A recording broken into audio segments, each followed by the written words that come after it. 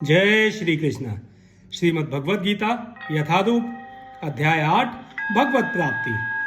अर्जुन उवाच किम तद ब्रह्म किम ध्यात्मम किम कर्म पुरुषोत्तम अधिभूतम च किम प्रोक्तम धिदैवम किम उच्यते।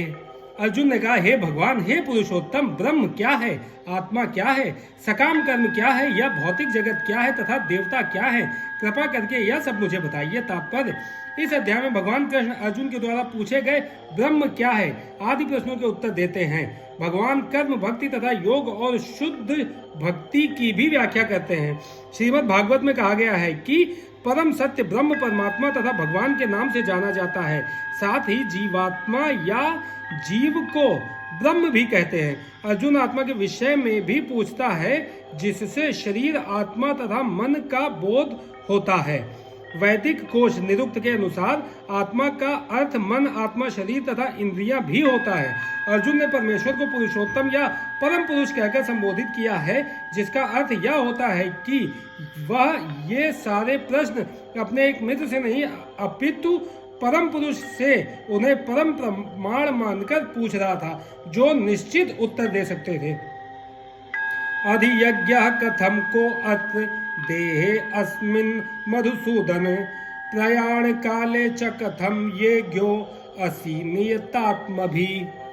हे मधुसूदन, यज्ञ का स्वामी कौन है और वह शरीर में कैसे रहता है, और मृत्यु के समय भक्ति में लगे रहने वाले आपको कैसे जान पाते हैं। तात्पर्य: अधियज्ञ का तात्पर्य इंद्र या विष्णु हो सकता है।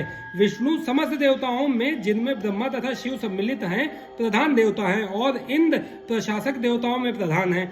इंद्र तथा विष्णु दोनों की पूजा यज्ञ द्वारा की जाती है, किंतु अर्जुन प्रश्न करता है कि वस्तुतः यज्ञ का स्वामी कौन है और भगवान किस तरह जीव के शरीर के भीतर निवास करते हैं। अर्जुन ने भगवान को मधुसूदन कहकर संबोधित किया, क्योंकि कृष्ण ने एक बार मधु नामक असुर का वध किया था। वस्तुतः ये सारे प्रश्न जो शंका के रूप में हैं, अर्जुन के मन में नहीं उठने चाहिए थे, क्योंकि अर्जुन एक कृष्ण भावना भावित भक्त था। अतः ये सारी शंकाएं असुरों के सदृश हैं। चूंकि कृष्ण असुरों के मारने के सिद्ध हस्त थे, अतः अर्जुन उन्हें मधुसूदन कहकर संबोधित करता है, जिससे कृष्ण उसके मन में उठने वाली समस्त आसुरी आशंकाओं को नष्ट कर दें।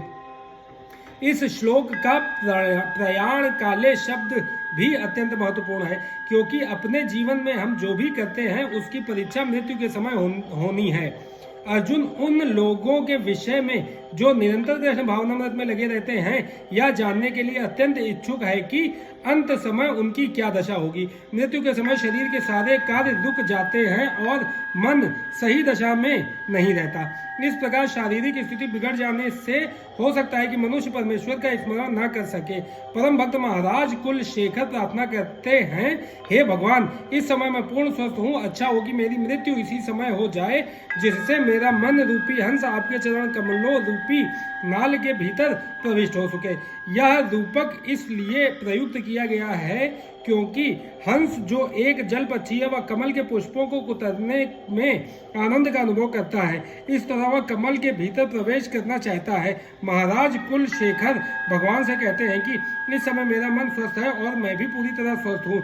यदि मैं आपके चरण कमलों का चिंतन करते हुए तुरंत मर जाऊं तो मुझे विश्वास है कि आपके प्रति मेरी भक्ति पूर्ण हो जाएगी, किंतु यदि मुझे अपनी सहज मृत्यु की परीक्षा करनी पड़े तो मैं नहीं जानता कि क्या होगा, क्योंकि उस समय मेरा शरीर कार्य करना बंद कर देगा, मेरा गला रूंध जाएगा और मुझे पता नहीं कि मैं आपके नाम का जप कर पाऊंगा या नहीं।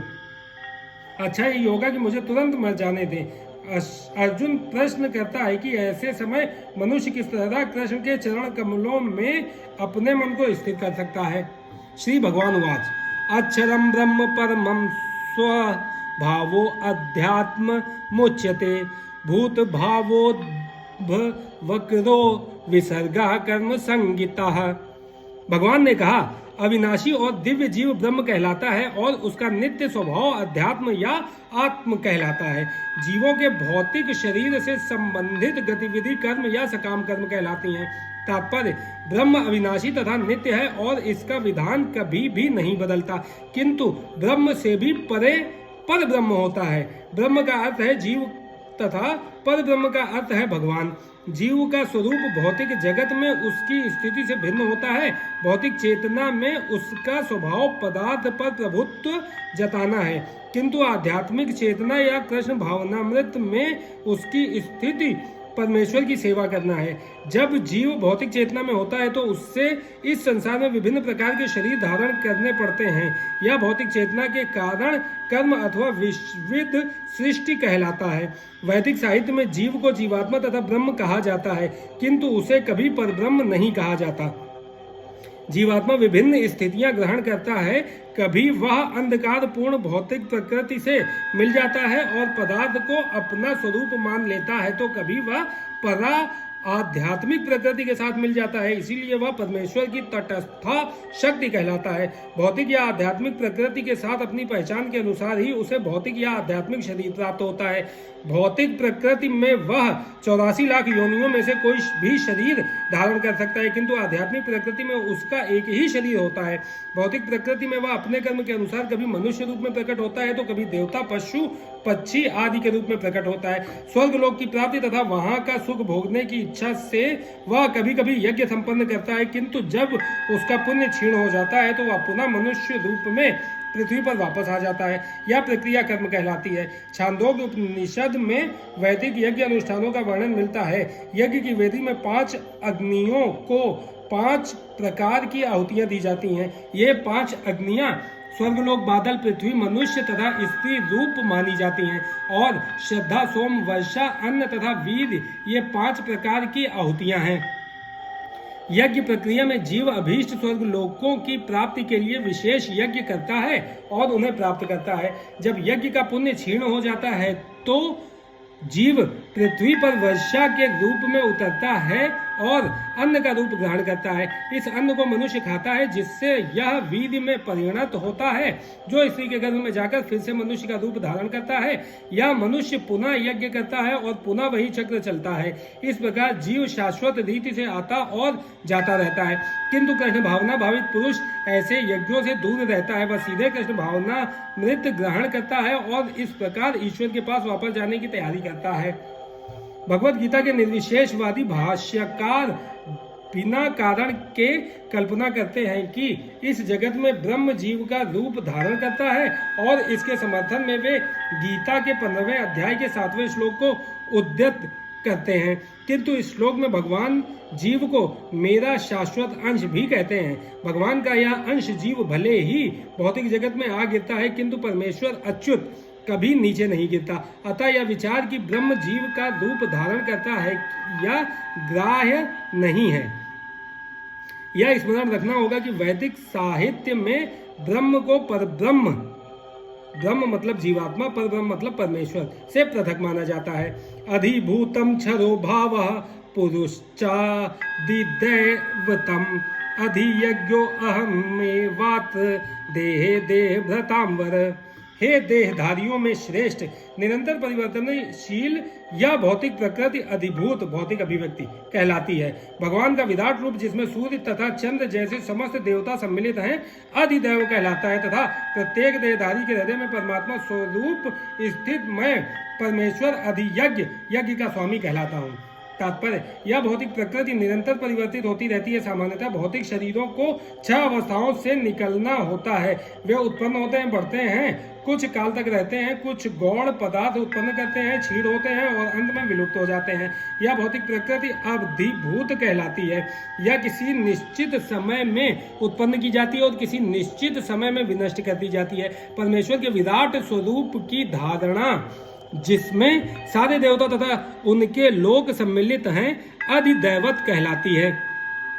प्रत्येक शरीर में आत्मा सहित परमात्मा का वास होता है, जो भगवान कृष्ण का अंश स्वरूप है।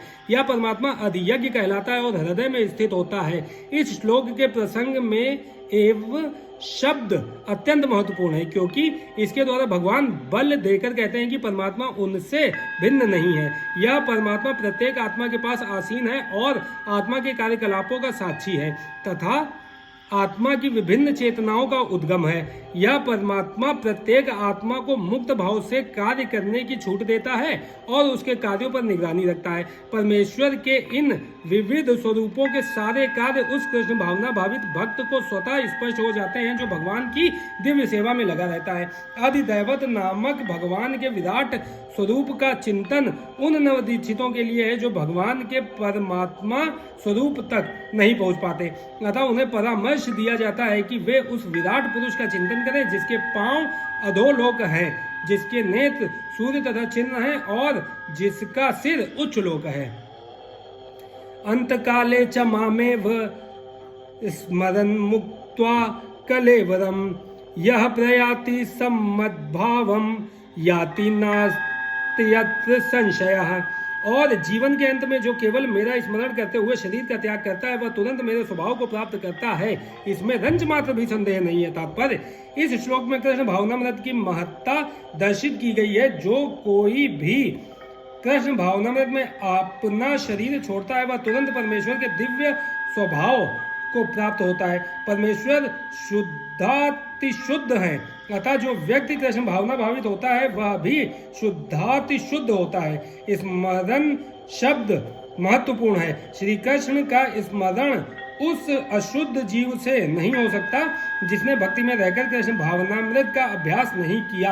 अतः मनुष्य को चाहिए कि जीवन के प्रारंभ से ही कृष्ण भावनामृत का अभ्यास करे। यदि जीवन के अंत में सफलता वांछनीय है तो कृष्ण का स्मरण करना अनिवार्य है। अतः मनुष्य को निरंतर हरे कृष्णा कृष्णा कृष्णा हरे हरे हरे रामा राम राम हरे हरे इस महामंत्र का जप करना चाहिए। भगवान चैतन्य ने उपदेश दिया है कि मनुष्य को वृक्ष के समान सहिष्णु होना चाहिए। हरे कृष्णा कृष्णा कृष्णा हरे हरे हरे राम राम राम हरे हरे का जप करने वाले व्यक्ति को अनेक व्यवधानों का सामना करना पड़ सकता है, तो भी इस महामंत्र का जप करते रहना चाहिए जिससे जीवन के अंत समय कृष्ण भावनामृत का पूरा लाभ प्राप्त हो सके। यम यम वापि स्मरन् भावम त्यजन्त्यन्ते कलेवरम तम तमेवैति कौन्तेय सदा तद्भाव भावितः। हे कुंती पुत्र, शरीर त्यागते समय मनुष्य जिस भाव का स्मरण करता है वह उस भाव को निश्चित रूप से प्राप्त होता है। तात्पर्य यहाँ पर मृत्यु के समय अपना स्वभाव बदलने की विधि का वर्णन है। जो व्यक्ति अंत समय कृष्ण का चिंतन करते हुए शरीर त्यागता है उसे परमेश्वर का दिव्य स्वभाव प्राप्त होता है, किंतु यह सत्य नहीं है कि यदि कोई मृत्यु के समय कृष्ण के अतिरिक्त और कुछ सोचता है तो उसे भी दिव्य अवस्था प्राप्त होती है। हमें इस बात पर विशेष ध्यान देना चाहिए। तो फिर कोई मन की सही अवस्था में किस प्रकार मरे। महापुरुष होते हुए भी महाराज भरत ने मृत्यु के समय एक हिरण का चिंतन किया, अतः अगले जीवन में हिरण के शरीर में उनका देहांतरण हुआ। यद्यपि हिरण के रूप में उन्हें अपने विगत कर्मों की स्मृति थी, किंतु उन्हें पशु शरीर धारण करना ही पड़ा। निसंदेह मनुष्य के जीवन भर के विचार संचित होकर मृत्यु के समय उसके विचारों को प्रभावित करते हैं, अतः इस जीवन से उसका अगला जीवन बनता है। अगर कोई इस जीवन में सतोगुणी होता है और निरंतर कृष्ण का चिंतन करता है तो संभावना यही है कि मृत्यु के समय उसे कृष्ण का स्मरण बना रहे। इससे उसे कृष्ण के दिव्य स्वभाव को प्राप्त करने में सहायता मिलेगी। यदि कोई दिव्य रूप से कृष्ण की सेवा में लीन रहता है तो उसका अगला शरीर दिव्य ही होगा, भौतिक नहीं। अतः जीवन के अंत समय अपने स्वभाव को सफलतापूर्वक बदलने के लिए हरे कृष्णा कृष्णा कृष्णा हरे हरे हरे राम राम राम हरे हरे का जप करना सर्वश्रेष्ठ विधि है।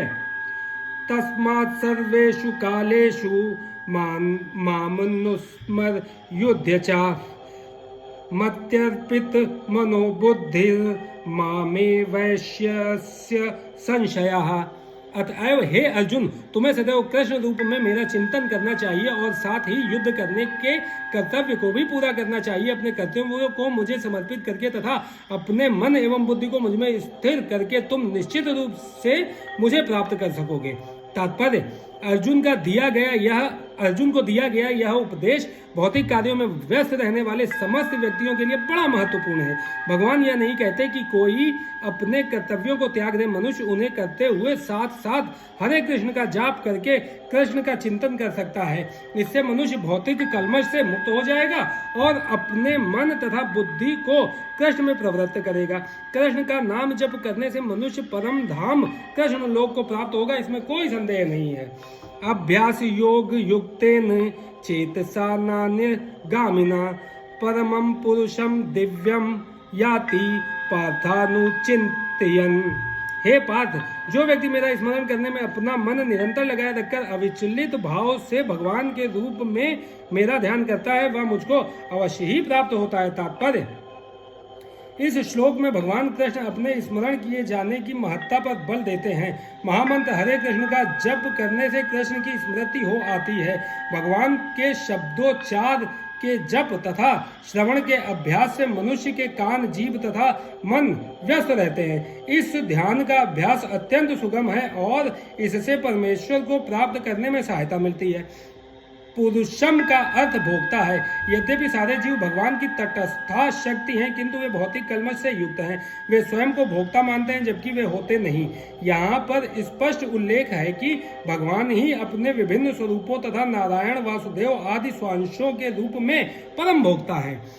भक्त हरे कृष्ण का जप करके अपनी पूजा के लक्ष्य परमेश्वर का उनके किसी भी रूप नारायण, कृष्ण, राम आदि का निरंतर चिंतन कर सकता है। ऐसा करने से वह शुद्ध हो जाता है और निरंतर जप करते रहने से जीवन के अंत में वह भगवत धाम को जाता है। योग अंतःकरण के परमात्मा का ध्यान है। इसी प्रकार हरे कृष्ण के जप द्वारा मनुष्य अपने मन को परमेश्वर में स्थित करता है। मन चंचल है, अतः आवश्यक है कि मन को बलपूर्वक कृष्ण चिंतन में लगाया जाए। प्रायः उसे एक प्रकार के कीट का दृष्टांत दिया जाता है जो तितली बनना चाहता है और वह इसी जीवन में तितली बन जाता है। इसी प्रकार यदि हम निरंतर कृष्ण का चिंतन करते रहें तो यह निश्चित है कि हम जीवन के अंत में कृष्ण जैसा शरीर प्राप्त कर सकेंगे। कविम पुराण मनुष्यासितार मनोरणीयाम समुन्नस्मरेद सर्वस्य धातार रम चिंत्य रूप मादित्य वर्णम तम सह परस्तात। मनुष्य को चाहिए कि परम पुरुष का ध्यान सर्वत्र पुरातन नियंत्र लघुत्तम से भी लघुत्तर प्रत्येक का पालन करता समस्त भौतिक बुद्धि से परे अचिंत्य तथा नित्य पुरुष के रूप में करे।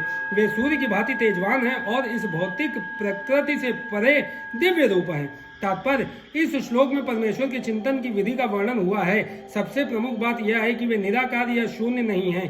कोई निराकार या शून्य का चिंतन कैसे कर सकता है? यह अत्यंत कठिन है, किंतु कृष्ण के चिंतन की विधि अत्यंत सुगम है और तथ्य रूप में यहाँ वर्णित है। पहली बात तो यह कि भगवान पुरुष हैं।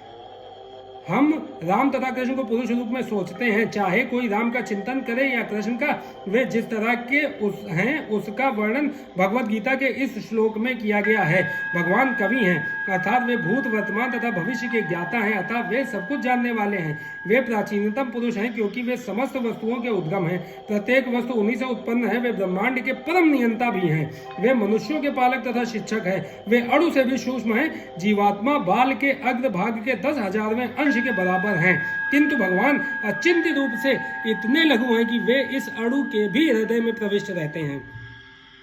इसीलिए वे लघुत्तम से भी लघुत्तर कहलाते हैं। परमेश्वर के रूप में वे परमाणु में तथा लघुत्तम के भी हृदय में प्रवेश कर सकते हैं और परमात्मा रूप में उसका नियंत्रण करते हैं।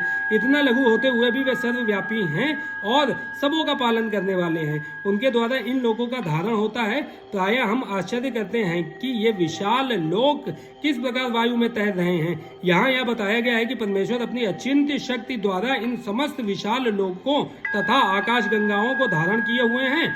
इस प्रसंग में अचिंत्य शब्द अत्यंत सार्थक है। ईश्वर की शक्ति हमारी कल्पना या विचार शक्ति के परे है, इसीलिए अचिंत्य कहलाती है। इस बात का खंडन कौन कर सकता है वे इस भौतिक जगत में व्याप्त हैं, फिर भी इससे परे हैं। हम इसी भौतिक जगत को ठीक ठीक नहीं समझ पाते जो आध्यात्मिक जगत की तुलना में नगण्य है। तो फिर हम कैसे जान सकते हैं कि इसके परे क्या है? अचिंत्य का अर्थ है इस भौतिक जगत से परे, जिससे हमारा तर्क, नीति शास्त्र तथा दार्शनिक चिंतन छू नहीं पाता और जो अकल्पनीय है। अतः बुद्धिमान मनुष्यों को चाहिए कि व्यर्थ के तर्कों तथा चिंतन से दूर रहकर वेदों, भगवत गीता तथा भागवत जैसे शास्त्रों में जो कुछ कहा गया है उसे स्वीकार कर लें और उनके द्वारा सुनिश्चित किए गए नियमों का पालन करें। इससे ज्ञान प्राप्त हो सकेगा। प्रयाण काले मन साचलेन भक्त्या युक्तो योग बलेन चैव भ्रुवोर्मध्ये प्राणमावेश्य सम्यक् तम परम पुरुष मुपैति दिव्यम। मृत्यु के समय जो व्यक्ति अपने प्राण को भौहों के मध्य स्थिर कर लेता है और योग शक्ति के द्वारा अविचलित मन से पूर्ण भक्ति के साथ परमेश्वर के स्मरण में अपने को लगाता है, वह निश्चित रूप से भगवान को प्राप्त होता है। तात्पर्य: इस श्लोक में स्पष्ट किया गया है कि मृत्यु के समय मन को भगवान की भक्ति में स्थिर करना चाहिए। जो लोग योगाभ्यास करते हैं उनके लिए संस्तुति की गई है कि वे प्राण को भौहों के बीच आज्ञा चक्र में ले आए। यहाँ पर षट चक्र योग के अभ्यास का प्रस्ताव है, जिसमें 6 चक्रों पर ध्यान लगाया जाता है। परंतु निरंतर कृष्ण भावनामृत में लीन रहने के कारण शुद्ध भक्त भगवत कृपा से मृत्यु के समय योगाभ्यास के बिना भगवान का स्मरण कर सकता है। इसकी व्याख्या 14वें श्लोक में की गई है। इस श्लोक में योग बलेन शब्द का विशिष्ट प्रयोग महत्वपूर्ण है, क्योंकि योग के अभाव में चाहे वह षट चक्र योग हो या भक्ति योग, मनुष्य कभी भी मृत्यु के समय इस दिव्य अवस्था को प्राप्त नहीं होता। कोई भी मृत्यु के समय परमेश्वर का सहसा स्मरण नहीं कर पाता। उसे किसी न किसी योग का, विशेषतया भक्ति योग का अभ्यास होना चाहिए। चूंकि मृत्यु के समय मनुष्य का मन अत्यधिक विचलित रहता है, अतः अपने जीवन में मनुष्य को योग के माध्यम से अध्यात्म का अभ्यास करना चाहिए। यद क्षरम वेद विदो वदन्ति विशन्ति यद तयो वीतरागाः यदिच्छन्तो ब्रह्मचर्य चरन्ति तत्ते पदम संग्रहेण प्रवच्छे। जो वेदों के ज्ञाता हैं, जो ओंकार का उच्चारण करते हैं और जो संन्यास आश्रम के बड़े बड़े मुनि हैं, वे ब्रह्म में प्रवेश करते हैं। ऐसी सिद्धि की इच्छा करने वाले ब्रह्मचर्य व्रत का अभ्यास करते हैं। अब मैं तुम्हें वह विधि बताऊंगा जिससे कोई भी व्यक्ति मुक्ति लाभ कर सकता है। तात्पर्य: श्री कृष्ण अर्जुन के लिए षट चक्र योग की विधि का अनुमोदन कर चुके हैं, जिसमें प्राण को भौहों के मध्य स्थिर करना होता है। यह मानकर कि हो सकता है अर्जुन को षट चक्र योग अभ्यास ना आता हो, कृष्ण अगले श्लोकों में इसकी विधि बताते हैं। भगवान कहते हैं कि ब्रह्म यद्यपि अद्वितीय है, किंतु उसके अनेक स्वरूप होते हैं। विशेषतया निर्विशेषवादियों के लिए अक्षर या ओंकार ब्रह्म है।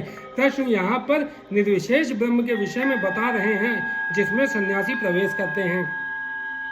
ज्ञान की वैदिक पद्धति में छात्रों को प्रारंभ से गुरु के पास रहने से ब्रह्मचर्य व्रत का पालन करते हुए ओंकार का उच्चारण तथा परम निर्विशेष ब्रह्म की शिक्षा दी जाती है। इस प्रकार वे ब्रह्म के 2 स्वरूपों से परिचित होते हैं। यह प्रथा छात्रों के आध्यात्मिक जीवन के विकास के लिए अत्यावश्यक है, किंतु इस समय ऐसा ब्रह्मचर्य जीवन, अविवाहित जीवन बिता पाना बिल्कुल संभव नहीं है। विश्व का सामाजिक ढांचा इतना बदल चुका है कि छात्र जीवन के प्रारंभ में ब्रह्मचर्य जीवन बिताना संभव नहीं है। यद्यपि विश्व में ज्ञान की विभिन्न शाखाओं के लिए अनेक संस्थाएं हैं, किंतु ऐसी मान्यता प्राप्त एक भी संस्था नहीं है जहां ब्रह्मचर्य के सिद्धांतों में शिक्षा प्रदान की जा सके। ब्रह्मचर्य के बिना आध्यात्मिक जीवन में उन्नति कर पाना अत्यंत कठिन है। अतः इस कलयुग के लिए शास्त्रों के आदेशानुसार भगवान चैतन्य ने घोषणा की है कि भगवान कृष्ण के पवित्र नाम हरे कृष्णा कृष्ण कृष्ण हरे हरे, हरे राम राम राम हरे हरे के जब के अतिरिक्त परमेश्वर के साक्षात्कार का कोई अन्य उपाय नहीं है। सर्वद्वाराणि संयम्य मनो हृदि निरोध्य च मूढ़न्नव्याधायत मनः प्राण मास्थितो योग धारणाम। समस्त इंद्रिय क्रियाओं से विरक्ति को योग की स्थिति योग धारणा कहा जाता है। इंद्रियों के समस्त द्वारों को बंद करके तथा मन को हृदय में और प्राणवायु को सिर पर केंद्रित करके मनुष्य अपने को योग में स्थापित करता है। तात्पर्य, इस श्लोक में बताई गई विधि से योगाभ्यास के लिए सबसे पहले इंद्रिय भोग के सारे द्वार बंद करने होते हैं या प्रत्याहार अथवा इंद्रिय विषयों से इंद्रियों को हटाना कहलाता है। इसमें ज्ञानेंद्रियों नेत्र, कान, नाक, जीभ तथा स्पर्श को पूर्णतया वश में करके उन्हें इंद्रिय तृप्ति में लिप्त होने नहीं दिया जाता। इस प्रकार मन हृदय में स्थित परमात्मा पर केंद्रित होता है और प्राणवायु को सिर के ऊपर तक चढ़ाया जाता है। इसका विस्तृत वर्णन 6 अध्याय में हो चुका है, किंतु जैसा कि पहले कहा जा चुका है, अब यह विधि व्यावहारिक नहीं है। सबसे उत्तम विधि तो कृष्ण भावनामृत है। यदि कोई भक्ति में अपने मन को कृष्ण में स्थिर करने में समर्थ होता है तो उसके लिए अविचलित दिव्य समाधि में बने रहना सुगम हो जाता है। ओम इत्येकाक्षरं ब्रह्म व्याहरन् मनुस्मरन् यह प्रयाति त्यजन्देहं स याति परमां गतिम्। इस योगाभ्यास में स्थित होकर तथा अक्षरों के परम संयोग यानी ओंकार का उच्चारण करते हुए यदि कोई भगवान का चिंतन करता है और अपने शरीर का त्याग करता है तो वह निश्चित रूप से आध्यात्मिक लोकों को जाता है। तात्पर्य, यहाँ स्पष्ट उल्लेख हुआ है कि ओम ब्रह्म तथा भगवान कृष्ण परस्पर भिन्न नहीं है। ओम कृष्ण की निर्विशेष ध्वनि है, लेकिन हरे कृष्ण में यह ओम सन्निहित है। इस युग के लिए हरे कृष्ण मंत्र जप की स्पष्ट संस्तुति है। अतः यदि कोई हरे कृष्णा कृष्णा कृष्णा हरे हरे हरे राम राम राम हरे हरे इस मंत्र का जप करते हुए शरीर त्यागता है तो वह अपने अभ्यास के गुणानुसार आध्यात्मिक लोकों में से किसी एक लोक को जाता है। कृष्ण के भक्त कृष्ण लोक या गोलोक वृंदावन को जाते हैं। सद्गुणवादियों के लिए आध्यात्मिक आकाश में अन्य अनेक लोक हैं जिन्हें वैकुंठ लोक कहते हैं, किंतु निर्विशेषवादी तो ब्रह्म ज्योति में ही रह जाते हैं। अनन्य चेता सततम यो माम स्मरति नित्यशः तस्याहं सुलभः पार्थ नित्ययुक्तस्य योगिनः। हे अर्जुन, जो अनन्य भाव से निरंतर मेरा स्मरण करता है उसके लिए मैं सुलभ हूँ, क्योंकि वह मेरी भक्ति में प्रवृत्त रहता है। तात्पर्य, इस श्लोक में उन निष्काम भक्तों द्वारा प्राप्तव्य अंतिम गंतव्य का वर्णन है जो भक्त योग के द्वारा भगवान की सेवा करते हैं। पिछले श्लोकों में 4 प्रकार के भक्तों का वर्णन हुआ है: आर्त, जिज्ञासु, अर्थार्थी तथा ज्ञानी। मुक्ति की विभिन्न विधियों का भी वर्णन हुआ है: कर्म योग, ज्ञान योग तथा हठ योग। इन योग पद्धतियों के नियमों में कुछ न कुछ भक्ति मिली रहती है, लेकिन इस श्लोक में शुद्ध भक्ति योग का वर्णन है जिसमें ज्ञान, कर्म या हठ का मिश्रण नहीं है, जैसा कि अनन्य चेता शब्द से सूचित होता है। भक्त योग में भक्त कृष्ण के अतिरिक्त और कोई इच्छा नहीं करता। शुद्ध भक्त ना तो स्वर्गलोक जाना चाहता है, ना ब्रह्म ज्योति से तादात्म्य या मोक्ष या भवबंधन से मुक्ति ही चाहता है। शुद्ध भक्त किसी भी वस्तु की इच्छा नहीं करता। चैतन्य चरितामृत में शुद्ध भक्त को निष्काम कहा गया है। उसे ही पूर्ण शांति का लाभ होता है, उन्हें नहीं जो स्वार्थ में लगे रहते हैं। एक और जहाँ ज्ञान योगी, कर्म योगी या हठ योगी का अपना अपना स्वार्थ रहता है, वहीं पूर्ण भक्त में भगवान को प्रसन्न करने के अतिरिक्त अन्य कोई इच्छा नहीं होती। अतः भगवान कहते हैं कि जो एक निष्ठ भाव से उनकी भक्ति में लगा रहता है उसे वे सरलता से प्राप्त होते हैं। शुद्ध भक्त सदैव कृष्ण के विभिन्न रूपों में से किसी एक की भक्ति में लगा रहता है। कृष्ण के अनेक स्वांश तथा अवतार हैं, यथा राम तथा नरसिंह, जिनमें से भक्त किसी एक रूप को चुनकर उसकी प्रेमा भक्ति में मन को स्थिर कर सकता है। ऐसे भक्त को उन अनेक समस्याओं का सामना करना पड़ता है जो अन्य योग के अभ्यासकर्ताओं को झेलनी पड़ती हैं। भक्ति योग अत्यंत सरल, शुद्ध तथा सुगम है। इसका शुभारंभ हरे कृष्ण जप से किया जा सकता है। भगवान सबों पर कृपालु हैं, किंतु जैसा कि पहले कहा जा चुका है, जो अनन्य भाव से उनकी सेवा करते हैं वे उनके ऊपर विशेष कृपालु रहते हैं। भगवान ऐसे भक्तों की सहायता अनेक प्रकार से करते हैं, जैसा कि वेदों में कहा गया है, यमे वैश्वृणुते तेन लभ्यस्तस्यैष आत्मा विवृणुते तनुस्वाम। जिसने पूरी तरह से भगवान की शरण ले ली है और जो उनकी भक्ति में लगा हुआ है वही भगवान को यथा रूप में समझ सकता है। तथा गीता में भी कहा गया है, ददामि बुद्धि योगम तम। ऐसे भक्त को भगवान पर्याप्त बुद्धि प्रदान करते हैं जिससे वह उन्हें भगवत धाम में प्राप्त कर सके। शुद्ध भक्त का सबसे बड़ा गुण यह है कि वह देश अथवा काल का विचार किए बिना अन्य भाव से कृष्ण का ही चिंतन करता रहता है। उसको किसी तरह का व्यवधान नहीं होना चाहिए। उसे कहीं भी और किसी भी समय अपना सेवा कार्य करते रहने में समर्थ होना चाहिए। कुछ लोगों का कहना है कि भक्तों को वृंदावन जैसे पवित्र स्थानों में या किसी पवित्र नगर में जहां भगवान रह चुके हैं रहना चाहिए, किंतु शुद्ध भक्त कहीं भी रहकर अपनी भक्ति से वृंदावन जैसा वातावरण उत्पन्न कर सकता है। श्री अद्वैत ने चैतन्य महाप्रभु से कहा था, आप जहां भी हैं हे प्रभु वही वृंदावन है। जैसा कि सततम तथा नित्यशः शब्दों से सूचित होता है, शुद्ध भक्त निरंतर कृष्ण का ही स्मरण करता है और उन्हीं का ध्यान करता है। ये शुद्ध भक्त के गुण हैं जिनके लिए भगवान सहज सुलभ हैं। गीता समस्त योग पद्धतियों में से भक्ति योग की ही संस्तुति करती है। सामान्यतः भक्ति योगी 5 प्रकार से भक्ति में लगे रहते हैं। 1 शांत भक्त जो उदासीन रहकर भक्ति में युक्त रहते हैं। 2 दास्य भक्त जो दास के रूप में भक्ति में युक्त रहते हैं। 3 सांख्य भक्त जो सखा रूप में भक्ति में युक्त रहते हैं। 4 वात्सल्य भक्त जो माता पिता की भांति भक्ति में युक्त होते हैं तथा 5 माधुर्य भक्त जो परमेश्वर के साथ दाम्पत्य प्रेमी की भांति भक्ति में युक्त होते हैं। शुद्ध भक्त इनमें से किसी में भी परमेश्वर की प्रेमा भक्ति में युक्त होता है और उन्हें कभी नहीं भूल पाता, जिससे भगवान उसे सरलता से प्राप्त हो जाते हैं। जिस प्रकार शुद्ध भक्त क्षण भर के लिए भी भगवान को नहीं भूलता, उसी प्रकार भगवान भी अपने शुद्ध भक्त को क्षण भर के लिए भी नहीं भूलते। हरे कृष्णा कृष्णा कृष्णा हरे हरे, हरे राम राम राम हरे हरे। इस महामंत्र के कीर्तन की कृष्ण भावना भावित विधि का यही सबसे बड़ा आशीर्वाद है।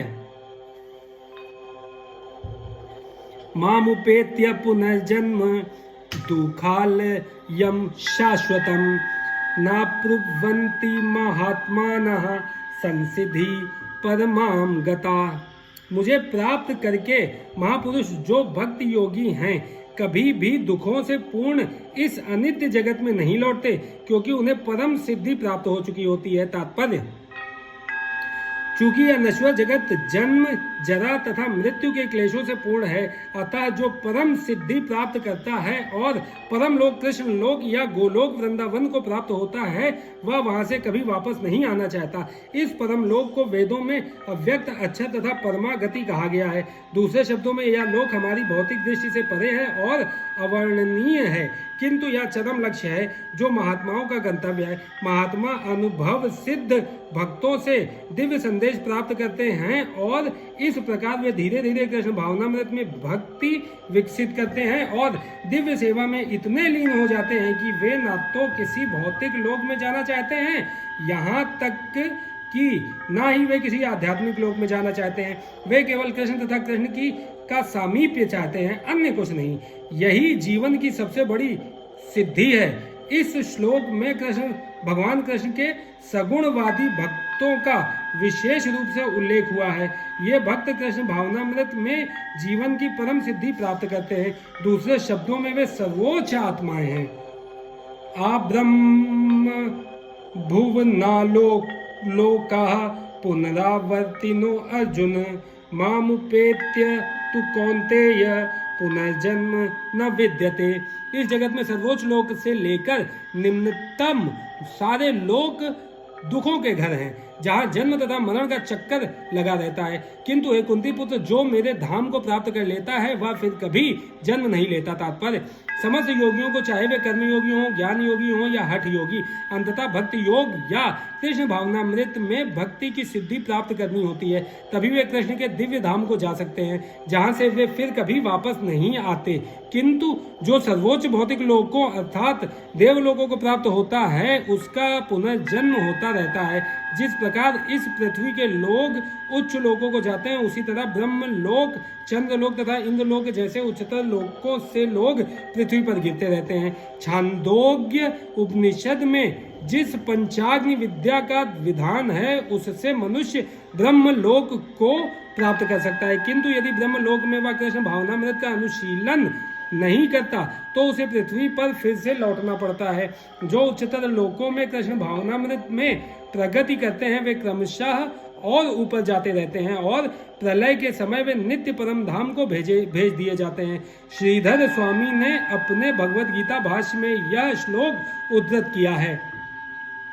ब्रह्मणा सह ते सर्वे संप्राप्ते प्रतिसंचरे परस्यांते कृतात्मानः प्रविशन्ति परम पदम। जब इस भौतिक ब्रह्मांड का प्रलय होता है, तो ब्रह्मा तथा कृष्ण भावनामृत में निरंतर प्रवृत्त उनके भक्त अपनी इच्छा अनुसार आध्यात्मिक ब्रह्मांड को तथा विशिष्ट वैकुंठ लोकों को भेज दिए जाते हैं।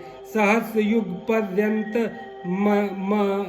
महर्यध ब्रह्मणो विदु रात्रिम युग सहस्राताम ते अहोरात्र विदो जनः। मानवीय गणना के अनुसार 1000 युग मिलकर ब्रह्मा का एक दिन बनता है और इतनी बड़ी ब्रह्मा की रात्रि भी होती है। तात्पर्य, भौतिक ब्रह्मांड की अवधि सीमित है या कल्पों के चक्र रूप में प्रकट होती है। यह कल्प ब्रह्मा का एक दिन है, जिसमें चतुर्युग, सत्य, त्रेता, द्वापर तथा कली के 1000 चक्र होते हैं। सतयुग में सदाचार, ज्ञान तथा धर्म का बोलबाला रहता है और अज्ञान तथा पाप का एक तरह से नितांत अभाव होता है। यह युग 17,28,000 वर्षों तक चलता है।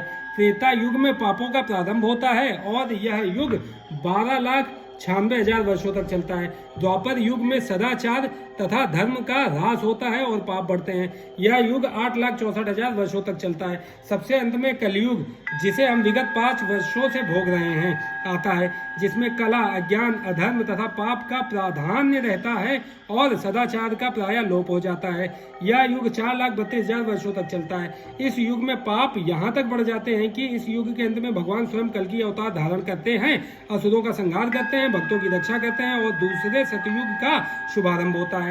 इस तरह यह क्रिया निरंतर चलती रहती है। ये चारों युग एक सहस्र चक्र कर लेने पर ब्रह्मा के एक दिन के तुल्य होते हैं। इतने ही वर्षों की उनकी एक रात्रि होती है। ब्रह्मा ऐसे 100 वर्ष जीवित रहते हैं और तब उनकी मृत्यु होती है। ब्रह्मा के ये 100 वर्ष गणना के अनुसार पृथ्वी के इकाई, दहाई, सैकड़ा, हजार, 10,000, लाख, 10 लाख, करोड़, 10 करोड़, अरब, 10 अरब, खरब, 10 खरब, संघ, महासंघ, 31 संघ, 10 खरब, 40 अरब वर्ष के तुल्य हैं। इन गणनाओं से ब्रह्मा की आयु अत्यंत विचित्र तथा न समाप्त होने वाली लगती है, किंतु नियंता की दृष्टि से यह बिजली की चमक जैसी अल्प है। कारणार्णव में असंख्य ब्रह्मा अटलांटिक सागर में पानी के बुलबुलों के समान प्रकट होते और लोप होते रहते हैं। ब्रह्मा तथा उनकी सृष्टि भौतिक ब्रह्मांड के अंग हैं, फलस्वरूप निरंतर परिवर्तित होते रहते हैं। इस भौतिक ब्रह्मांड में ब्रह्मा भी जन्म, जरा, रोग तथा मरण की क्रिया से अछूते नहीं है, किंतु चूंकि ब्रह्मा इस ब्रह्मांड की व्यवस्था करते हैं, इसीलिए वे भगवान की प्रत्यक्ष सेवा में लगे रहते हैं। फलस्वरूप उन्हें तुरंत मुक्ति प्राप्त हो जाती है। यहाँ तक कि सिद्ध सन्यासियों को भी ब्रह्मलोक भेजा जाता है, जो इस ब्रह्मांड का सर्वोच्च लोक है। किंतु काल क्रम से ब्रह्मा तथा ब्रह्मलोक के सारे वासी प्रकृति के नियमानुसार मरणशील होते हैं। अवक्त्या द्वयक्तव्यः सर्वाः प्रभवन्त्य हरागमे रात्र्यागमे प्रलीयन्ते तत्रैवा व्यक्त संज्ञके। ब्रह्मा के दिन के शुभारंभ में सारे जीव अव्यक्त अवस्था से व्यक्त होते हैं और फिर जब रात्रि आती है तो वे पुनः अव्यक्त में विलीन हो जाते हैं। भूतग्रामः स एवायं भूत्वा भूत्वा प्रलीयते रात्रागमे अवश्यः पार्थ प्रभुवत्य हरागमे। जब जब ब्रह्मा का दिन आता है तो सारे जीव प्रकट होते हैं और ब्रह्मा की रात्रि होते ही वे असहायवत विलीन हो जाते हैं। तात्पर्य, अल्प ज्ञानी पुरुष जो इस भौतिक जगत में बने रहना चाहते हैं उच्चतर लोकों को प्राप्त कर सकते हैं, किंतु उन्हें पुनः इस धरालोक पर आना होता है। वे ब्रह्मा का दिन होता है पर इस जगत के उच्चतर तथा निम्नतर लोकों में अपने कार्यों का प्रदर्शन करते हैं, किंतु ब्रह्मा की रात्रि होते ही वे विनष्ट हो जाते हैं। दिन में उन्हें भौतिक कार्यों के लिए नाना शरीर प्राप्त होते रहते हैं, किंतु रात्रि के होते ही उनके शरीर विष्णु के शरीर में विलीन हो जाते हैं। वे पुनः ब्रह्मा का दिन आने पर प्रकट होते हैं। भूत्वा भूत्वा प्रलीयते, दिन के समय वे प्रकट होते हैं और रात्रि के समय पुनः विनष्ट हो जाते हैं। अंततो गत्वा जब ब्रह्मा का जीवन समाप्त होता है तो उन सबका संहार हो जाता है और वे करोड़ों वर्षों तक अप्रकट रहते हैं। अन्य कल्प में ब्रह्मा का पुनर्जन्म होने पर वे पुनः प्रकट होते हैं। इस प्रकार वे भौतिक जगत के जादू से मोहित होते रहते हैं, किंतु जो बुद्धिमान व्यक्ति कृष्ण भावनामृत स्वीकार करते हैं वे इस मनुष्य जीवन का उपयोग भगवान की भक्ति करने में तथा हरे कृष्ण मंत्र का कीर्तन करने में बिताते हैं। इस प्रकार वे इसी जीवन में कृष्ण लोक को प्राप्त होते हैं और वहां पर पुनर्जन्म के चक्कर से मुक्त होकर सतत आनंद का अनुभव करते हैं। परस्तस्मात्तु भावो अन्यो अव्यक्तो अव्यक्तात् सनातनः यः स सर्वेषु भूतेषु नश्यस्तु न विनश्यति। इसके अतिरिक्त एक अन्य अव्यक्त प्रकृति है जो शाश्वत है और इस व्यक्त तथा अव्यक्त पदार्थ से परे है। यह परा श्रेष्ठ और कभी नाश न होने वाली है। जब इस संसार का सब कुछ लय हो जाता है तब भी उसका नाश नहीं होता। तात्पर्य, कृष्ण की पराशक्ति दिव्य और शाश्वत है। यह उस भौतिक प्रकृति के समस्त परिवर्तनों से परे है जो ब्रह्मा के दिन के समय व्यक्त और रात्रि के समय विनष्ट होती रहती है। कृष्ण की पराशक्ति भौतिक प्रकृति के गुण से सर्वथा विपरीत है। परा तथा अपरा प्रकृति की व्याख्या 7वें अध्याय में हुई है। अव्यक्तो अक्षर इत्युक्तस्तमाहु परमां गतिं यं प्राप्य न निवर्तन्ते तद्वां परमं मम। जिसे वेदांती अप्रकट तथा अविनाशी बताते हैं, जो परम गंतव्य है, जिसे प्राप्त कर लेने पर कोई वापस नहीं आता, वही मेरा परम धाम है। तात्पर्य, ब्रह्म संहिता में भगवान कृष्ण के परम धाम को चिंतामणि धाम कहा गया है, जो ऐसा स्थान है जहाँ सारी इच्छाएं पूरी होती हैं। भगवान कृष्ण का परम धाम गोलोक वृंदावन कहलाता है और वह पारसमणि से निर्मित प्रसादों से युक्त है। वहां पर वृक्ष भी हैं जिन्हें कल्पतरु कहा जाता है, जो इच्छा होने पर किसी भी तरह का खाद्य पदार्थ प्रदान करने वाले हैं। वहां गौएं भी हैं जिन्हें सुरभि गौएं कहा जाता है और वे अत्यंत दुग्ध देने वाली हैं। इस धाम में भगवान की सेवा के लिए लाखों लक्ष्मियां हैं। वे आदि भगवान गोविंद तथा समस्त कारणों के कारण कहलाते हैं। भगवान वंशी बजाते रहते हैं, वेणुम कणंतम। उनका दिव्य स्वरूप समस्त लोकों में सर्वाधिक आकर्षक है। उनके नेत्र कमल दलों के समान हैं और उनका शरीर मेघों के वर्ण का है। वे इतने रूपवान हैं कि उनका सौंदर्य हजारों कामदेवों को मात करता है। वे पीत वस्त्र धारण करते हैं, उनके गले में माला रहती है और केशों में मोर पंख लगे रहते हैं। भगवत गीता में भगवान कृष्ण अपने निजी धाम गोलोक वृंदावन का संकेत मात्र करते हैं, जो आध्यात्मिक जगत में सर्वश्रेष्ठ लोक है। इसका विशद वृत्तांत ब्रह्म संहिता में मिलता है।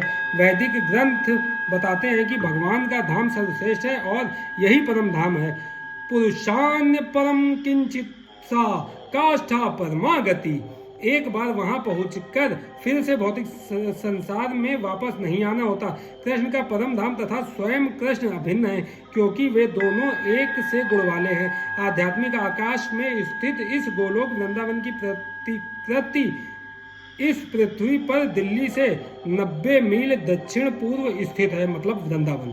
जब कृष्ण ने इस पृथ्वी पर अवतार ग्रहण किया था तो उन्होंने इसी भूमि पर, जिसे वृंदावन कहा जाता है, जो भारत में मथुरा जिले के 84 वर्ग मील में फैला हुआ है, क्रीड़ा की थी। पुरुषः स परः पार्थ भक्त्या लभ्यस्त वनन्यया यस्यांत स्थानि भूतानि येन सर्वमिदं ततम्।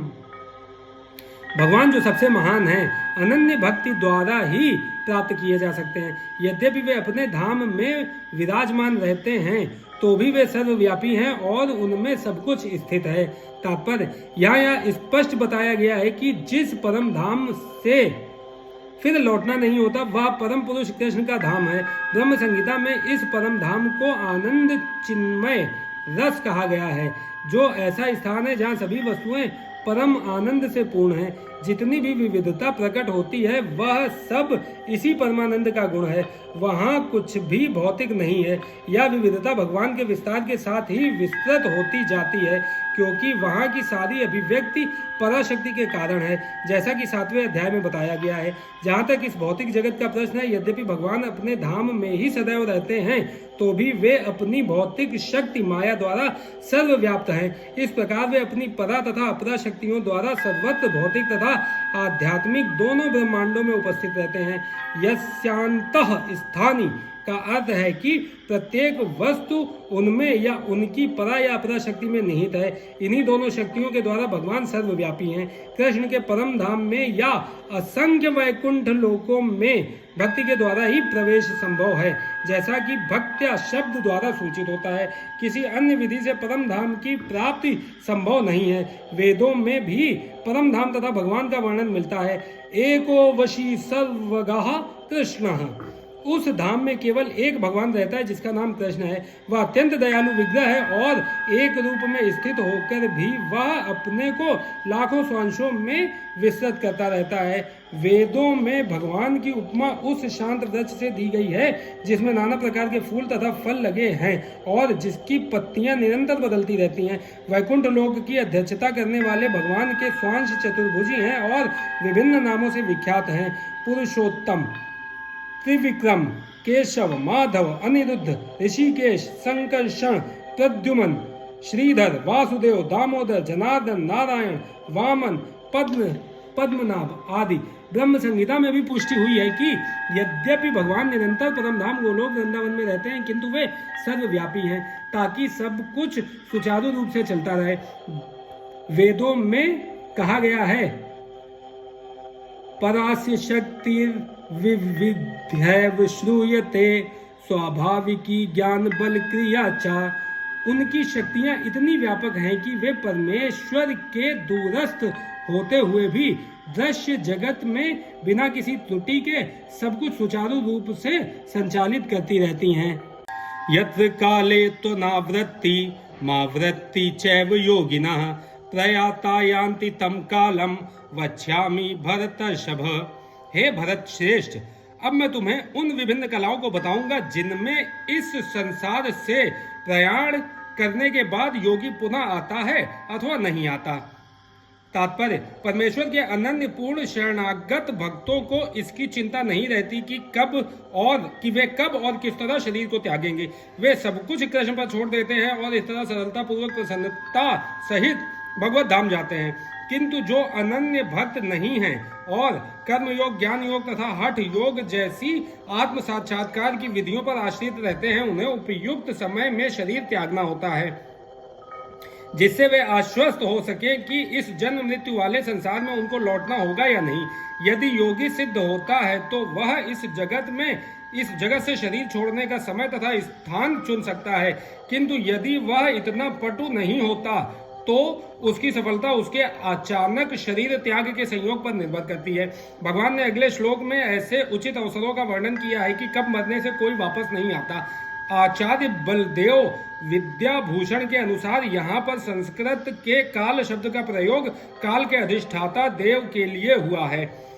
अग्नि ज्योतिरः शुक्लः षण्मासा उत्तरायणम तत्र प्रयाता गच्छन्ति ब्रह्म विदो जनाः जो परब्रह्म के ज्ञाता है वे अग्निदेव के प्रभाव में, प्रकाश में, दिन के शुभ लक्षण में, शुक्ल पक्ष में या जब सूर्य उत्तरायण में रहता है, उन 6 मासों में इस संसार से शरीर त्याग करने पर उस परब्रह्म को प्राप्त करते हैं। तात्पर्य, जब अग्नि, प्रकाश, दिन तथा पक्ष का उल्लेख रहता है तो यह समझना चाहिए कि इन सबों के अधिष्ठाता देव होते हैं जो आत्मा की यात्रा की व्यवस्था करते हैं। मृत्यु के समय मन मनुष्य को नवीन जीवन मार्ग पर ले जाता है। यदि कोई अकस्मात या योजना पूर्वक उपर्युक्त समय पर शरीर त्याग करता है तो उसके लिए निर्विशेष ब्रह्म ज्योति प्राप्त कर पाना संभव होता है। योग में सिद्ध योगी अपने शरीर को त्यागने के समय तथा स्थान की व्यवस्था कर सकते हैं। अन्यों का इस पर कोई वश नहीं होता।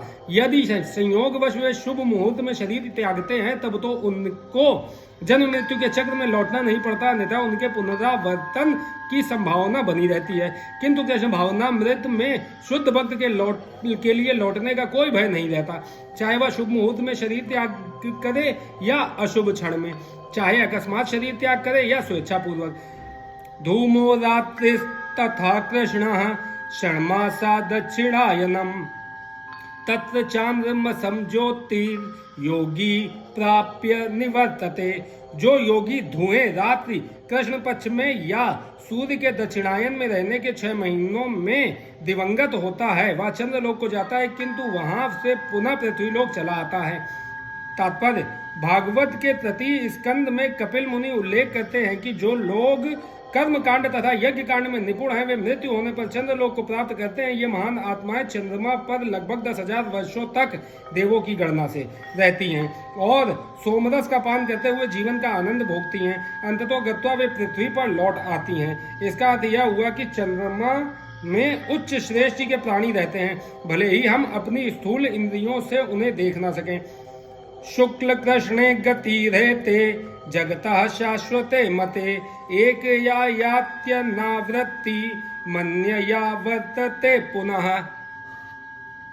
वैदिक मतानुसार इस संसार से प्रयाण करने के 2 मार्ग हैं, एक प्रकाश का अथवा दूसरा अंधकार का। जब मनुष्य प्रकाश के मार्ग से जाता है तो वह वापस नहीं आता, किंतु अंधकार के मार्ग से जाने वाला पुनः लौट कर आता है। तात्पर्य, आचार्य बलदेव विद्याभूषण ने छांदोग्य उपनिषद से ऐसा ही विवरण उद्धृत किया है। जो अनादिकाल से सकाम कर्मी तथा दार्शनिक चिंतक रहे हैं वे निरंतर आवागमन करते रहे हैं, वस्तुतः उन्हें परम मोक्ष प्राप्त नहीं होता, क्योंकि वे कृष्ण की शरण में नहीं जाते। नैते सति पाथ जानन योगी मुहरति कश्चन तस्मात् सर्वेषु कालेषु योग युक्तो भव अर्जुन। हे अर्जुन, यद्यपि भक्तगण इन दोनों मार्गों को जानते हैं किंतु वे मोहग्रस्त नहीं होते, अतः तुम भक्ति में सदैव स्थिर रहो। तात्पर्य, कृष्ण अर्जुन को उपदेश दे रहे हैं कि उसे इस जगत से आत्मा के प्रयाण करने के विभिन्न मार्गों को सुनकर विचलित नहीं होना चाहिए। भगवत भक्त को इसकी चिंता नहीं होनी चाहिए कि वह स्वेच्छा से मरेगा या दैववशात। भक्त को कृष्ण भावनामृत में दृढ़ता पूर्वक स्थित रहकर हरे कृष्ण का जप करना चाहिए। उसे यह जान लेना चाहिए कि इन दोनों मार्गों में से किसी की भी चिंता करना कष्टदायक है। कृष्ण भावनामृत में तल्लीन होने की सर्वोत्तम विधि यही है कि भगवान की सेवा में सदैव रत रहा जाए। इससे भगवत धाम का मार्ग स्वतः सुगम, सुनिश्चित तथा सीधा होगा।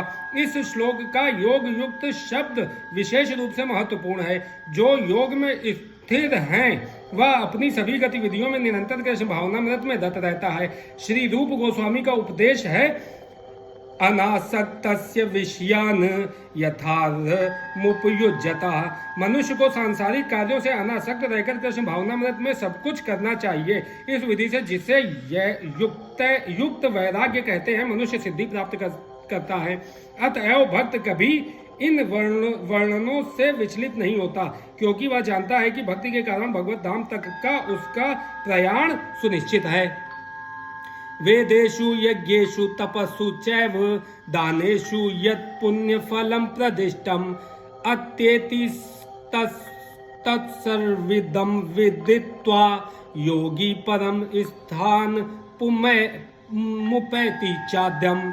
जो व्यक्ति भक्ति मार्ग को स्वीकार करता है वह वेदाध्ययन, तपस्या, दान, दार्शनिक तथा सकाम कर्म करने से प्राप्त होने वाले फलों से वंचित नहीं होता। वह मात्र भक्ति संपन्न करके इन समस्त फलों की प्राप्ति करता है और अंत में परम नित्य धाम को प्राप्त होता है। तात्पर्य, यह श्लोक 7वें तथा 8वें अध्यायों का उपसंहार है, जिनमें कृष्ण भावनामृत तथा भक्ति का विशेष वर्णन है। मनुष्य को अपने गुरु के निर्देशन में वेदाध्ययन करना होता है, उन्हीं के आश्रम में रहते हुए तपस्या करनी होती है। ब्रह्मचारी को गुरु के घर में एक दास की भांति रहना पड़ता है और द्वार द्वार भिक्षा मांगकर गुरु के पास लाना होता है। उसे गुरु के आदेश पर ही भोजन करना होता है और यदि किसी दिन गुरु शिष्य को भोजन करने के लिए बुलाना भूल जाए तो शिष्य को उपवास करना होता है।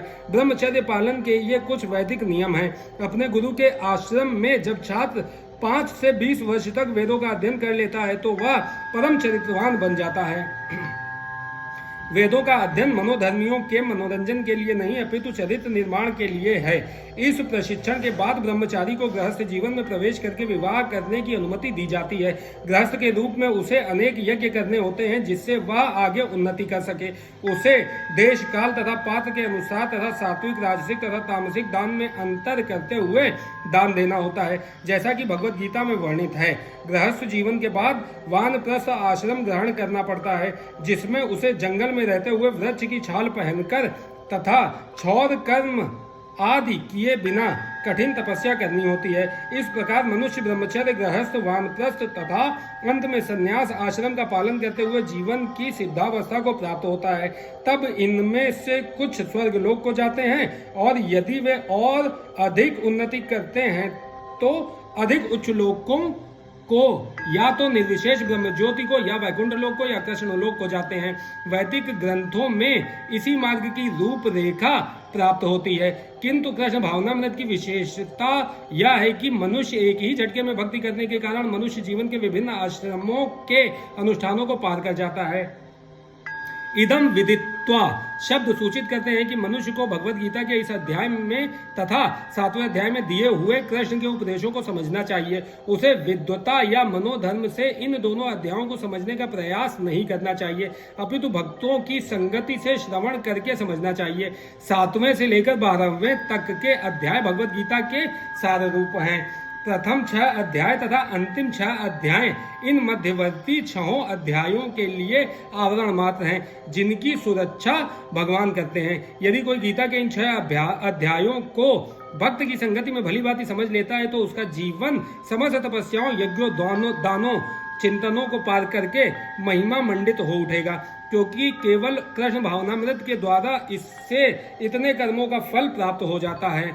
जिसे भगवत गीता में तनिक भी श्रद्धा नहीं है उसे किसी भक्त से भगवत गीता समझनी चाहिए, क्योंकि 4वें अध्याय के प्रारंभ में ही कहा गया है कि केवल भक्तगण ही गीता को समझ सकते हैं, अन्य कोई भी भगवत गीता के अभिप्राय को नहीं समझ सकता।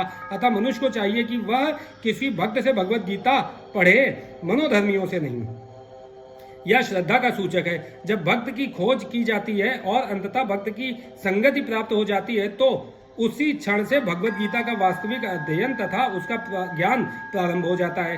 भक्त की संगति से भक्ति आती है और भक्ति के कारण कृष्ण या ईश्वर तथा कृष्ण के कार्यकलापों, उनके रूप, नाम, लीलाओं आदि से संबंधित सारे भ्रम दूर हो जाते हैं। इस प्रकार भ्रमों के दूर हो जाने पर वह अपने अध्ययन में स्थिर हो जाता है।